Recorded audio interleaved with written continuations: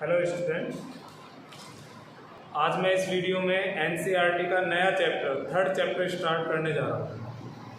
अभी तक हमने जो 2 चैप्टर पढ़े हैं पिछले वीडियोस में, उसमें हमने स्थिर वैद्युतिकी के बारे में पढ़ा है, यानी कि स्थिर आवेश क्या क्या कर सकता है।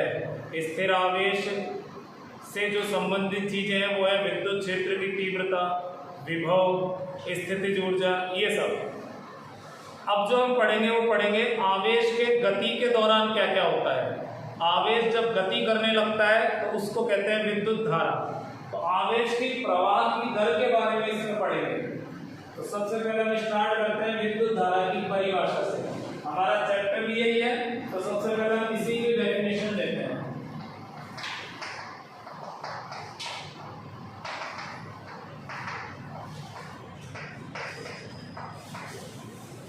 आवेशों के प्रवाह की दर को विद्युत धारा कहते हैं।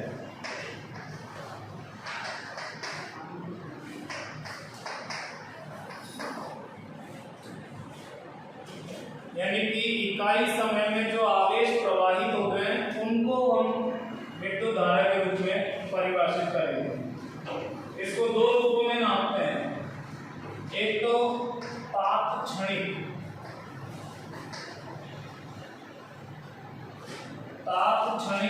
यानी किसी निश्चित क्षण पर, परिभाषा वगैरह नहीं जाननी है इसकी। तात्क्षणिक करंट विद्युत धारा, इसका फॉर्मूला होता है dQ/dt, dQ/dt। और दूसरा नापते हैं औसत धारा के रूप में, औसत धारा। चलो फर्क डालने के लिए ए बी लगा देते हैं एवरेज के लिए। ये हो जाएगा कुल आवेश बटे कुल समय।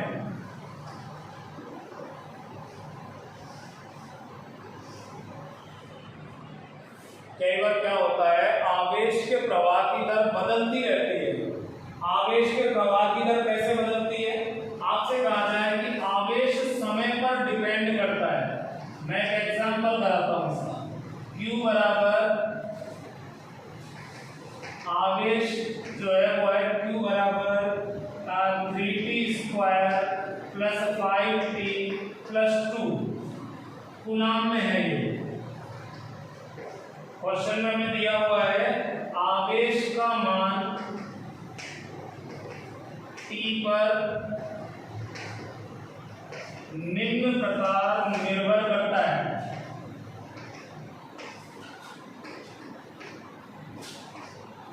ये क्वेश्चन है कि आवेश का मान जो है वो समय पर निर्भर करता है। कहने का मतलब है अलग अलग समय पर आवेश की मात्रा अलग अलग है।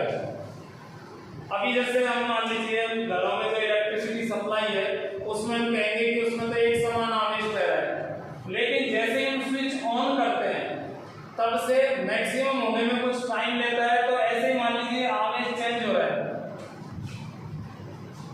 T बराबर 2 सेकेंड पर,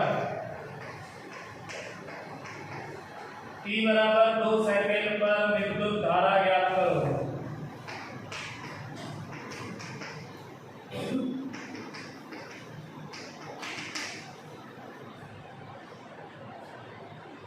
T बराबर 2 सेकेंड पर विद्युत धारा निकालनी है। अब समय का एक निश्चित क्षण दिया है। जब निश्चित क्षण दिया होता है उसका मतलब है तात्क्षणिक कहलाएगा वो। आपने 11th में पढ़े होंगे v = dx/dt। अगर x का समीकरण है तो हम अवकलन करके वेग का समीकरण बनाते हैं, फिर उसमें t का मान रखते हैं। तो यहाँ हमारे पास में q का समीकरण है, समीकरण ये रहा t के पदों में। तो इसको हम जब यहाँ रखेंगे तो ये करंट का समीकरण बन जाएगा। तो इसके सॉल्यूशन के लिए हम ये वाला फॉर्मूला लगाएंगे, तात्क्षणिक धारा वाला, dQ/dt। I = d/dt। अब Q की वैल्यू यहाँ से रखेंगे 3t² प्लस 5t प्लस 2। तो अगर हमें Q का मान समय के पदों में दिया है, इस तरह से दिया है, तो अवकलन ही करना पड़ेगा।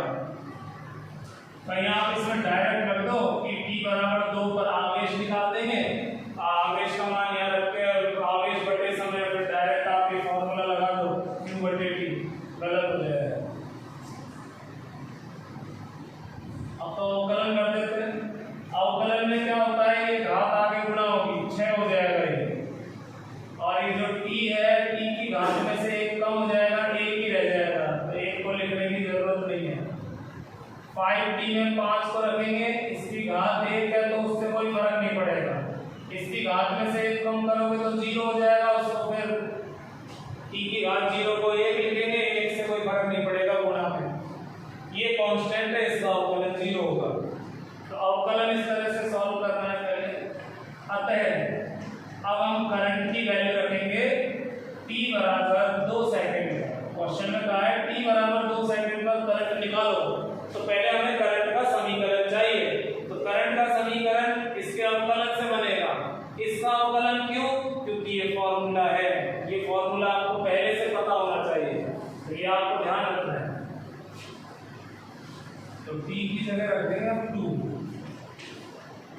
तो कुल मिला के ये हो गया 12 और 5 17 एम्पियर।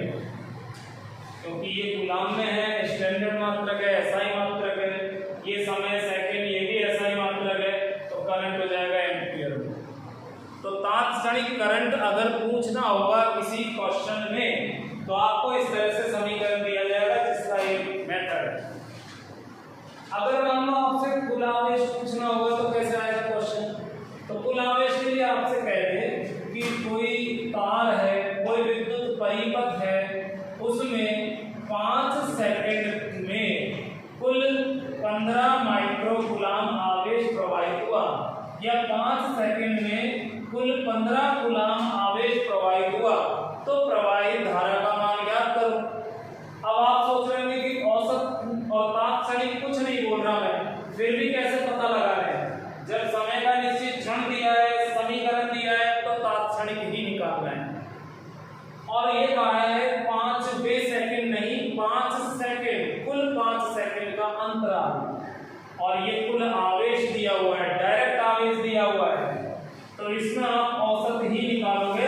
फिर तो आप डायरेक्ट इस तरह से फॉर्मूला लगाओगे, औसत है तो वो आवेश को 15 और समय 5, 3 एम्पीयर।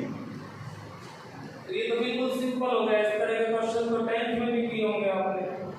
आवेश दिया है, टोटल ये दिया है, तो ऐसे ही करना है, चाहे औसत बोले या ना बोले, औसत ही होता है।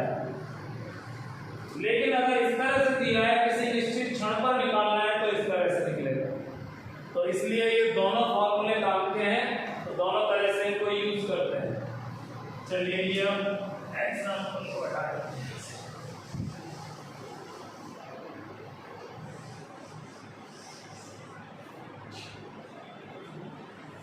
अब हम विद्युत धारा से संबंधित कुछ जानकारियां हैं जिनको आपको जानना जरूरी है, तो उनको मैं महत्वपूर्ण पॉइंट के रूप में लिख देता हूं।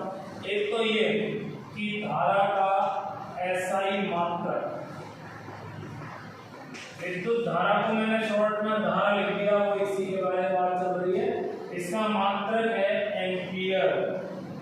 जो साइंटिस्ट है उसके सरनेम से लिया है, ये उसके सम्मान में रखा गया मात्रक है। जब वैज्ञानिक के नाम वगैरह से रिलेटेड कोई नाम मात्रक है तो हमेशा कैपिटल का आएगा, एम्पियर हो गया। सीजीएस मात्रक वगैरह आपके सिलेबस में नहीं, छोड़ो,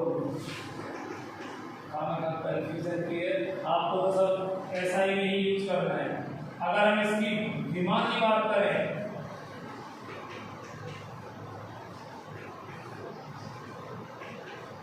धारा की विमा, तो विमा भी डायरेक्ट यही लिख देंगे, क्योंकि ये उन 7 मूल भौतिक राशियों में से है जिनकी विमा पहले मानी गई है।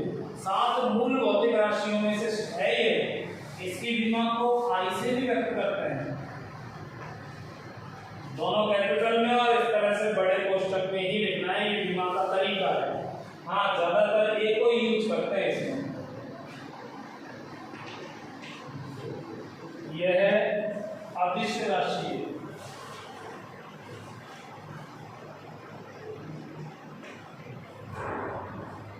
अब आप सोच रहे होंगे कि अदिश राशि क्यों है, जबकि इसमें तो दिशा होती है। हम कहते हैं कि इस तार में इधर करंट बह रहा है, इसमें इधर बह रहा है, तो हम दिशा के बारे में तो लेकर चलते हैं, फिर भी अदिश राशि है। मान लो यहां से ऐसे 2 तार जा रहे हैं, इसमें से आ रहा है 3 एम्पियर करंट, इसमें से आ रहा है 5 एम्पियर करंट, तो ये जुड़कर हो जाएगा 8 एम्पियर। इनके बीच में फिलहाल मैं एंगल मान रहा हूं 60 डिग्री। चलिए इस एंगल को मैं कम कर देता हूं, 30 डिग्री कर देता हूं, लेकिन वैल्यू यही रखूंगा 3 एम्पियर एंड 5 एम्पियर। तो करंट उतना ही आएगा 8 एम्पियर, क्योंकि जो दोनों से आवेश आ रहे हैं वो इकट्ठे होकर यहां से निकल रहे हैं, तो वो तो अभी भी उतने ही निकलेंगे। इस एंगल से क्या लेना देना, जबकि वेक्टर में है लेना देना। सदिश में जब जोड़ते हैं, जैसे इन दोनों को जोड़ना है तो सदिश के नियम से जोड़ते हैं। अगर मान लीजिए मैं कहूं कि हम इस पर एक इधर की तरफ बल लगाएं, एक बल इधर की तरफ लगाएं, F1 और F2, ये मान लो 5, ये मान लो 10 और ये इधर की तरफ जाएगा, तो इस पे टोटल फोर्स 15 न्यूटन लिख दूं, तो ये गलत है, क्योंकि ये एंगल पे डिपेंड करेगा। ये दोनों अगर एक ही लाइन पे लगेंगे तो 15 आएगा, नहीं तो 15 से कम आएगा। इनमें ऐसा नहीं होगा।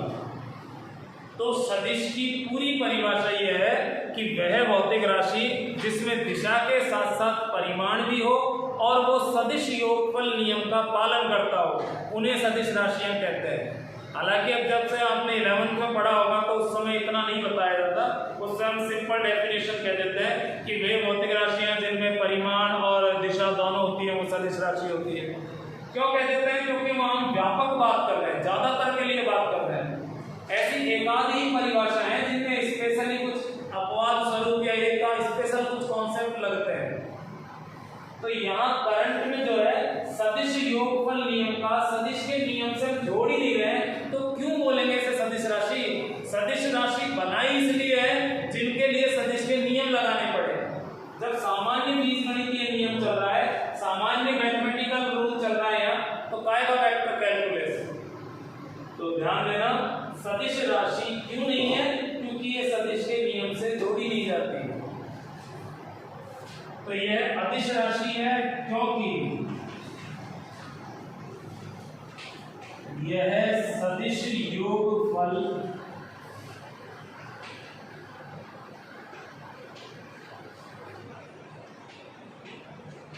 नियम का पालन नहीं करती।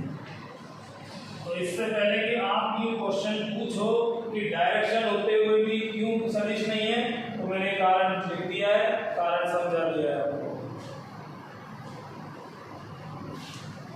ये हो गई अदिश की बात, अदिश सदिश से रिलेटेड बात। अब भले ही इसको सदिश नहीं है, लेकिन दिशा वायरमैन कहते हैं या तो इधर या इधर, यानी करंट चलता है तो किधर से किधर चलता है। तो ये भी परिभाषित है, मतलब माना गया है।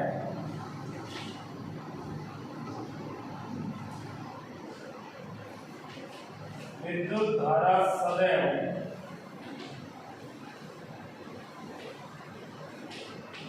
उच्च विभव से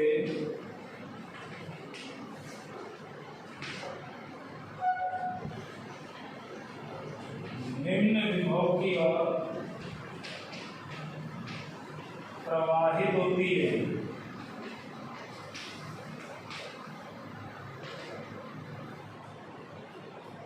करंट की डायरेक्शन होती है always from high potential to low potential, high voltage से लो वोल्टेज।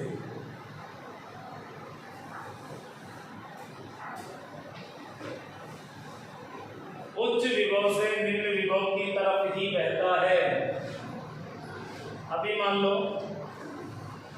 इस तरह से सीधा रखा हुआ है यहाँ, तो इसके हर बिंदु पर गुरुत्वीय विभव बराबर है। लेकिन अगर मैं इसको तिरछा कर दूं तो ये हिस्सा ऊंचा है, यहाँ अधिक गुरुत्वीय विभव होगा, यहाँ कम गुरुत्वीय विभव होगा। अगर आप किसी वस्तु को रख दो और घर्षण वगैरह नहीं रोक पा रहा है तो वो नीचे ही जाएगा। तो जिस तरह से गुरुत्वीय विभव में वस्तुएं उच्च विभव से निम्न विभव की तरफ जाती हैं यदि स्वतंत्र छोड़ दिया जाए, तो उसी तरह से इलेक्ट्रिसिटी में भी जो आवेश है वो उच्च विभव से निम्न विभव की तरफ जाता है। लेकिन आवेश तो दो तरह के हैं, तो यहाँ केवल मैं पॉजिटिव आवेश की बात कर रहा हूँ। धन आवेश हमेशा उच्च विभव जाएगा। उच्च विभव मान लो या +5 वोल्ट है, निम्न विभव मान लो या -5 वोल्ट है। अब आप यहाँ कोई प्लस आवेश छोड़ोगे तो प्लस से तो प्रतिकर्षित होगा, माइनस से आकर्षित होगा, तो आप तो वैसे नहीं कह सकते हो, स्वाभाविक है इधर ही जाएगा। हाई और लो वोल्टेज क्यों बोल रहे हो, ऐसे भी तो बोल सकते हैं हम कि करंट हमेशा प्लस से माइनस की तरफ फ्लो होता है, बोल सकते हैं। लेकिन ये बात व्यापक है। व्यापक क्यों है? अगर मान लो +5 वोल्ट है या +3 वोल्ट है और मैंने लिखा देता है कि हमेशा प्लस से माइनस की तरफ, तो ये बात फिर कहाँ आती? +5 और +3 में ये हाई वोल्टेज है +3, तो अब भी करंट फ्लो होगा और ये इधर से इधर की तरफ होगा, A पॉइंट से B पॉइंट पर फ्लो होगा। तो ध्यान रखना ये चीज कि ये कोई जरूरी नहीं है कि एक पॉजिटिव होगा दूसरा नेगेटिव होगा। दोनों एंड अगर पॉजिटिव है लेकिन दोनों में डिफरेंस होना चाहिए। अगर मान लो ये +5 है तो दोनों के बीच में विभव बराबर है, दोनों का अंतर 0 है, यानी कि विभवांतर 0 है। और आप पढ़ के आए हो I बराबर V/R या I प्रोपोर्शनल V। ओम ने ये कहा था कि करंट जब होगा जब विभवांतर होगा। अगर दोनों में से एक भी चीज 0 है तो स्वाभाविक है दूसरी 0 होगी, तो इन दोनों के बीच में जब विभवांतर ही है तो करंट भी 0 होगा, आवेश गति नहीं करेगा। अगर मान लो यहाँ पर है -5, यहाँ पर है -2, तो -5 से -2 बड़ा होता है। अब ये हाई वोल्टेज हो गया, ये लो हो गया। इस कंडीशन में करंट इस तरह से फ्लो होगा। तो जो मुख्य कॉन्सेप्ट है वो ये है कि करंट हमेशा उच्च विभव से निम्न विभव की तरफ ही फ्लो होता है।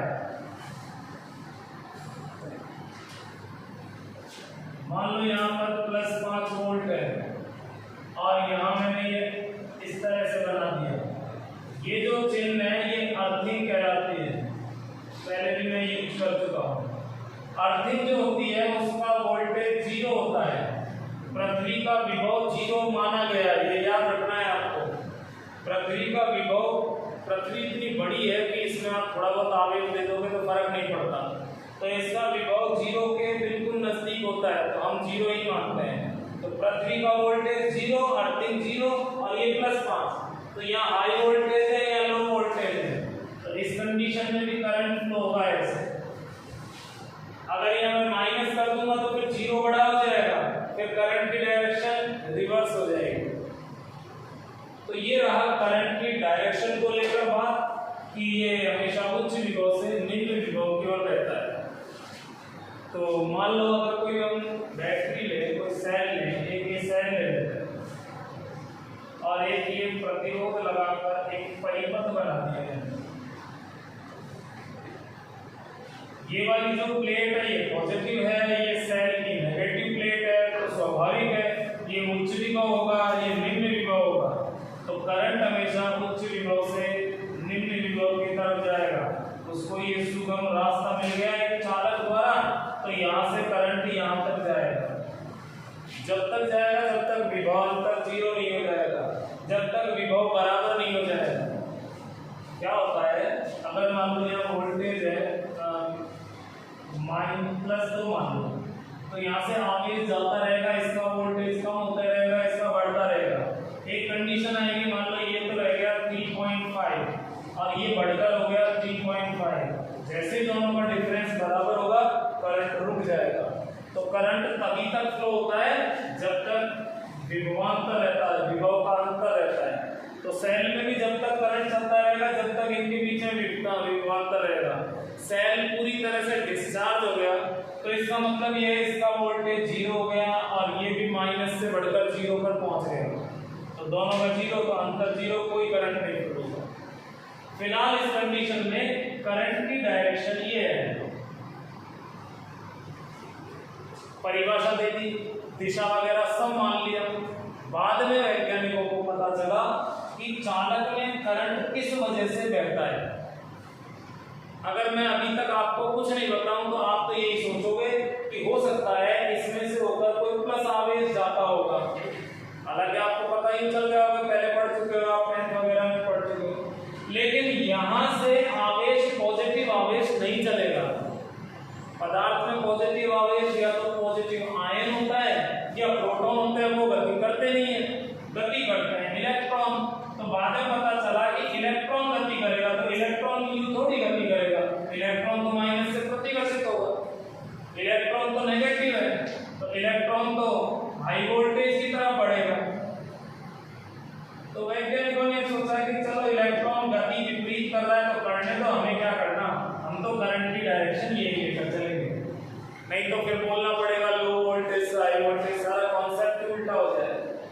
तो करंट की डायरेक्शन तो यही रहेगी, प्लस से माइनस, यानी कि इलेक्ट्रॉन के अपोजिट। तो अगर आपसे पूछा जाए कि इलेक्ट्रॉन के विपरीत क्यों है करंट, तो करंट विपरीत कोई कारण से नहीं है। करंट तो पहले ही मान लिया था कि वो तो उच्च विभव से निम्न विभव की तरफ जाएगा, करंट तो पॉजिटिव से नेगेटिव की तरफ जाएगा। ये तो इलेक्ट्रॉन की प्रॉब्लम है कि इलेक्ट्रॉन उल्टा चल रहा है, वो तो इलेक्ट्रॉन चल रहा है, इलेक्ट्रॉन की जगह प्रोटॉन चल रहा होता तो वो ऐसे चलता।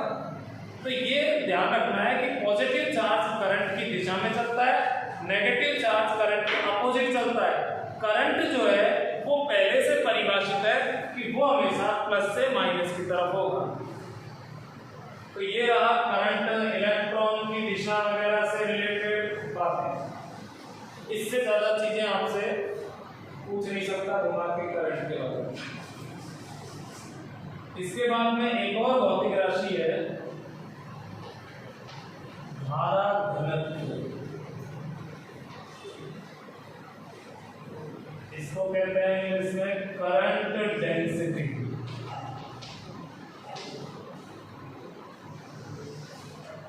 और ये एक सदिश राशि है, इसको जे से व्यक्त करते हैं, तो जे पर ये वेक्टर लगाते हैं धारा घनत्व। तो दोनों एक जैसी राशियां हैं, मिलती जुलती सी है, धारा से ही धारा घनत्व बना, लेकिन ये अदिश है वो सदिश है, फॉर्मूला परिभाषा सब अलग है उसमें। धारा घनत्व क्या है, पहले एक बार मैं परिभाषा ले लेता हूँ फिर समझाऊंगा। किसी चालक की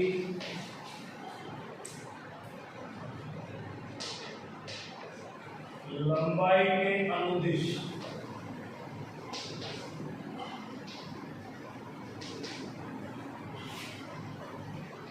इसके इकाई अनुप्रस्थ काट के क्षेत्रफल से प्रवाहित धारा को या विद्युत धारा को विद्युत धारा को धारा घनत्व कहते हैं।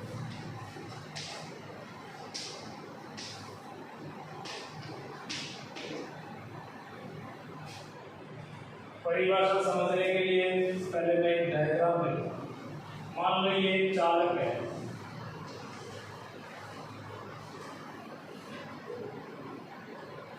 इस चौक की तरह ये लंबाई हो गई, और ये दोनों जो सरफेस है बिल्कुल सीधे कटे हुए हैं ऐसे, यानी कि लंबाई के लंबवत है बिल्कुल। तो इस तरह का कोई बेलनाकार चालक ले लिया मैंने, इसमें से मान लो करंट गुजर रहा है, तो करंट पूरे में से प्रवाहित होगा, यहाँ से यहाँ तक सारी जगह काम में लेगा करंट। करंट ऐसा नहीं है कि एक कोने में से प्रवाहित हो जाएगा, सभी जगह बराबर रूप से जाएगा, खासकर डीसी। फिलहाल हम डीसी की बात कर रहे हैं, एसी का तो चैप्टर अलग है, तब बात करेंगे एसी सतह पर बैठ सकता है, बैठा है, और डीसी सारी जगह से। तो फिलहाल तो हम डीसी की बात कर रहे हैं, एसी हमने अभी स्टार्ट से नहीं किया। तो ये जो करंट है पूरी जगह में से फ्लो हो रहा है। ऐसा मान लो जैसे खोखला पाइप हो और जिसमें से पानी बह रहा हो, तो पानी पूरा भर के जा रहा हो उसमें से। अब ये ठोस है, करंट के लिए तो जगह नहीं चाहिए, करंट तो ठोस में से ही प्रवाहित होगा, बल्कि ठोस में ही आएगा, इलेक्ट्रॉन तो कहां से आएगा। ये जो अनुप्रस्थ काट है इसका क्षेत्रफल मान लेते हैं ए, और इसकी डायरेक्शन ये होगी। कोई भी सदिश, क्षेत्रफल सदिश, अगर इस तल की बात करें तो ये तल ऐसे रखा हुआ है, तो इसका क्षेत्रफल सदिश किधर होगा। ऐसे ये दूसरा तल है, ये ऐसे है, तो इसकी डायरेक्शन इधर होगी। क्षेत्रफल सदिश हमेशा तल के लंबवत होता है, और करंट भी मान लो इधर ही फ्लो हो रहा है, तो करंट लंबाई की दिशा में है, क्षेत्रफल भी इधर ही हो गया इस अनुप्रस्थ काट का।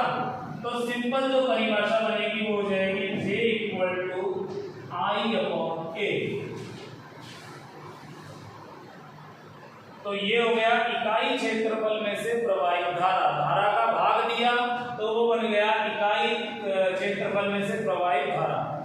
तो परिभाषा हो गई चालक के, फिर इसको लिखने की क्या जरूरत है, तो इतना ही लिखते हैं, चालक के इकाई क्षेत्रफल से प्रवाहित विद्युत धारा को धारा घनत्व कहते हैं। ठीक है, वो भी सही है सिंपल रूप में। अगर ऐसा चालक है तो सही है वो। लेकिन अगर चालक तिरछा कटा हुआ है, ऐसे नहीं, यूं तिरछा कटा है, जैसे ये चालक है मान लो, और इसकी मैं इस सरफेस को इस तरह से तिरछा काट देता हूं, लाइक दिस।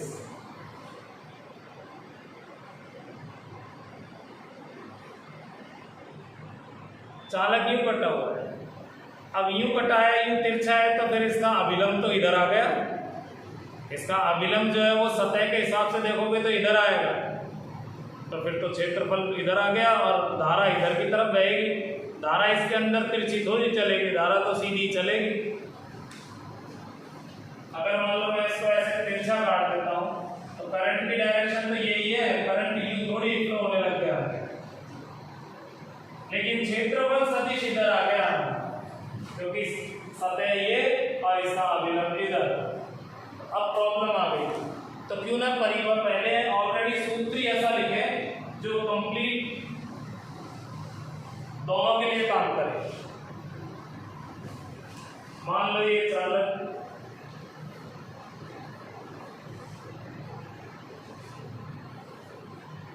इस तरह से,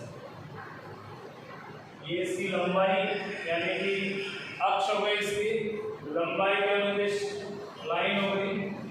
तो यहाँ पर क्षेत्रफल सदिश जो है वो ये है, इस सतह का क्षेत्रफल सदिश इधर है, तो इसका जो घटक आएगा वो इधर की तरफ आएगा और वो घटक हो जाएगा a cos थीटा, और करंट इधर की तरफ ही फ्लो कर रहा है I। तो अब जो धारा घनत्व होगा वो होगा करंट बटे अनुप्रस्थ काट का सिर्फ ये वाला घटक a cos थीटा। तो एक्चुअली में ये है सही सूत्र। पिछला वाला तो इसकी विशेष स्थिति को दर्शाता है कि अगर ये एंगल 0 हो गया, सीधा कटा है, तो cos 0 वैसे 1 हो जाएगा, तो पिछला वाला तो इसी से बनेगा। तो व्यापक सूत्र ये है। तो इसीलिए मैंने बोला है चालक की लंबाई के अनुदिश यानी क्षेत्रफल जो है इसका वो घटक लेना है जो लंबाई के अनुदिश आ रहा है। तो लंबाई के अनुदिश इकाई अनुप्रस्थ काट के क्षेत्रफल से प्रवाहित विद्युत धारा को धारा घनत्व कहते हैं। तो ये इसका फॉर्मूला हो जाएगा धारा बटे धारा घनत्व। अच्छा, इससे संबंधित भी कुछ जानकारी। पहला तो ये इसका एसआई मात्रक,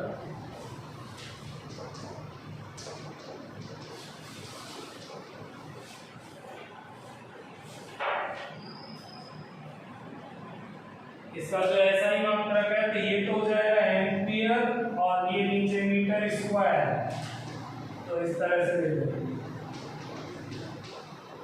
इसकी विमा तो एम्पियर की विमा होगी, तो एल की घात -2 हो जाएगा क्षेत्रफल के लिए ऊपर जाकर ए, ये इसकी विमा होगी।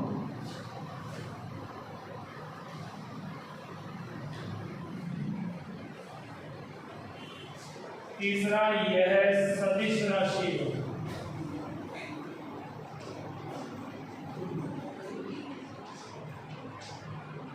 अब आप सोच रहे हो सदिश है तो यहाँ वेक्टर लगाओ, तो यहाँ भी तो वेक्टर लगाना चाहिए, लेकिन यहाँ कैसे लगाएं?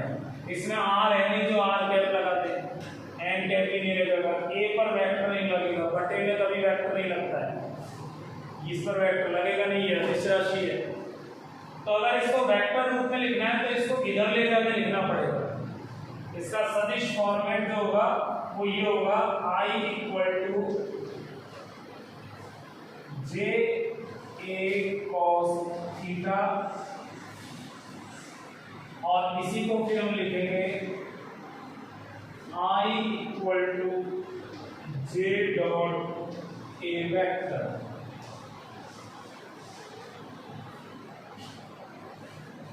क्योंकि देखो बिंदु गुना जब करते हैं a डॉट b बराबर a b cos थीटा, तो इन दोनों को जब आदेश में लिखोगे तो ऐसे लिखोगे, तो cos आने से वो बिंदु तो परिभाषा इस हिसाब से सोची जाती है, इस हिसाब से बनाई जाती है कि ताकि वो सदिश के नियम भी लग जाए, थ्योरेटिकल कॉन्सेप्ट भी लग जाए। तो ये परिभाषा ना तो मैंने मेरी मर्जी से बनाई है, ना आपको बनानी है। साइंटिस्ट जो है वो अपने इस हिसाब से बनाते हैं कि वो हर तरह के कॉन्सेप्ट में सेट बैठे। तो हमें तो सिर्फ ध्यान रखनी है, बस याद रखनी है। तो ये हो गया धारा घनत्व के बारे में। धारा घनत्व की दिशा क्या होगी इसकी? तो इसकी दिशा करंट की डायरेक्शन में ही लेते हैं, क्योंकि दोनों समान दिशा में होंगे तभी तो cos 0 1 आएगा यहाँ। तो ये 1 हो जाएगा, तो i के बराबर हो जाएगा, नहीं तो i घट जाएगा। तो ये हो गया विद्युत धारा और धारा घनत्व, दो अलग अलग भौतिक राशि है। विद्युत धारा के बारे में थोड़ा बहुत आप पहले से जानते थे, धारा घनत्व अलग फर्स्ट टाइम पढ़ी आपने, लेकिन धारा के बारे में भी इतना सब हो सकता है नहीं पता हो।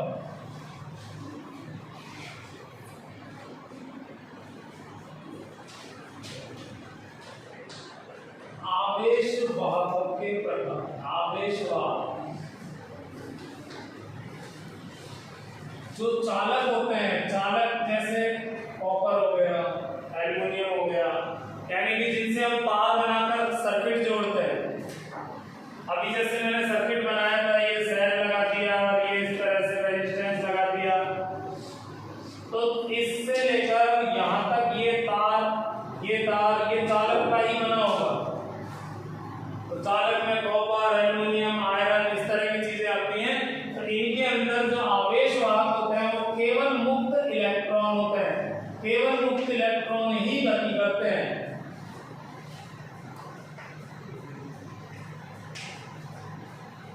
ये आवेश वाहक होते हैं चालक। ऐसे ही अर्धचालक, सेमीकंडक्टर, अर्धचालक में आपके जैसे सिलिकॉन, जर्मेनियम आते हैं। इनके अंदर मुक्त इलेक्ट्रॉन तो होते ही हैं। एक चीज और होती है जिनको होल कहते हैं। होल कैसे बनते हैं, क्या है, किस तरह से गति करते हैं, पूरा वर्णन जो है वो अपने इलेक्ट्रॉनिक्स वाले चैप्टर में है। अपने 12th में जो सेकंड लास्ट चैप्टर है वो इसी का है, अर्धचालक डिवाइस, इलेक्ट्रॉनिक्स। तो वहाँ इलेक्ट्रॉन और होल दोनों होते हैं। इलेक्ट्रॉन नेगेटिव होता है, होल पॉजिटिव होता है। तो इसमें इलेक्ट्रॉन नेगेटिव है तो इलेक्ट्रॉन तो इधर गति करेगा, और जो होल है वो अपोजिट गति करता है। लेकिन होल इस तार में होता ही नहीं है। मान लो मैंने यहाँ पर एक सिलिकॉन ग्रिड लगा दी, सिलिकॉन का एक छोटा सा चिप लगा दी, तो इसमें इलेक्ट्रॉन तो चलेंगे इधर और होल चलेंगे इधर। होल पॉजिटिव अपोजिट, लेकिन होल यहाँ नहीं जाते हैं, बस यहाँ से यहाँ तक चल सकते हैं। तो ये सारा वर्णन उसी चैप्टर में पढ़ेंगे, अलग से चैप्टर है। एक है विद्युत अपघट्य, जो आप केमिस्ट्री में पढ़ते हो, फिजिक्स में नहीं। विद्युत अपघट्य, मान लीजिए ये बर्तन है, इसमें साल्ट भरा पड़ा है, सल्फ H2SO4 वगैरह टाइप का कोई सल्फेट, नाइट्रेट जो भी है, इसमें हमने दो रॉड लगा दी, एक को बैटरी के प्लस से जोड़ दिया, एक को बैटरी के माइनस से। तो ये प्लस वाला क्या करेगा, इस प्लस इस रॉड को पॉजिटिव बना देगा, तो ये क्या करेगा, ऋण आयनों को खींचेगा। तो इस साल्ट में जो भी ऋण आयन बनेंगे वो इधर खींचेंगे, और ये माइनस से ये रॉड माइनस की हो जाएगी, तो ये माइनस रॉड धन आयनों को खींचेगी। तो अपघट्य में ऋणायन और धनायन दोनों प्रकार के आवेश वाहक बनते हैं। दोनों प्रकार के आवेश वाहक चल सकते हैं केवल अंदर इसके, विद्युत अपघट्य ओनली इसमें। इलेक्ट्रोड लगाया कहीं आप सोचो यहाँ से चला जाएगा, ये तो तार है, इसमें आयन थोड़ी चलेगा, इसमें तो इलेक्ट्रॉन चलता है, तो यही इकट्ठा हो गया जाएगा बस। अगर उसमें मान लो नेगेटिव आयन यहाँ पहुंचा तो वो इलेक्ट्रॉन यहाँ भिजवा देगा, खुद वो उदासीन हो जाएगा। तो ये मैकेनिज्म पूरा केमिस्ट्री में पढ़ते हो आप लोग, केमिस्ट्री का टॉपिक है, फिजिक्स में हम नहीं पढ़ेंगे। एक टॉपिक है निर्वात नली, निर्वात नली का वैक्यूम ट्यूब। इनमें होते हैं इलेक्ट्रॉन व धनायन। मान लीजिए लीजिए ये कांच की नली है, इसमें गैस भरी हुई है और इसमें मान लो बहुत पावरफुल आपने विद्युत क्षेत्र जनरेट किया तो इलेक्ट्रॉन और आयन बन जाएंगे। इधर मान लो ये प्लस प्लेट लगा दी, इधर माइनस लगा दी, तो ये इलेक्ट्रॉन तो इधर की तरफ आकर्षित होंगे और धनायन इधर, क्योंकि गैस है ये। तो इस तरह से जो करंट बनता है वो निर्वात नली में, ये आप 12th स्टैंडर्ड में नहीं पढ़ोगे, इलेक्ट्रॉनिक्स वगैरह में चलता है लेकिन कॉलेज लेवल पर। ये केवल केमिस्ट्री में, हम फिजिक्स में केवल ये दोनों पढ़ेंगे 12th में। जो भी फिलहाल इस चैप्टर में इसके बारे में पढ़ेंगे, ये सेकंड लास्ट चैप्टर है, पूरा वर्णन वही है। तो हमारा ये जो चैप्टर है पूरी तरह से चालक पर आधारित है कि चालक में मुक्त इलेक्ट्रॉन कैसे गति करते हैं, उससे करंट कैसे बनता है। तो मैं नेक्स्ट वीडियो में आपको ये बताऊंगा कि मुक्त इलेक्ट्रॉन क्या चीज है, मुक्त इलेक्ट्रॉन कैसे बनते हैं, किस तरह चलते हैं, क्या क्या इनमें परिवर्तन हो सकता है। तो करंट से रिलेटेड चीजें हम परमाणु स्तर पर बात करेंगे नेक्स्ट वीडियो में। आज इस वीडियो में इतना ही, बाय।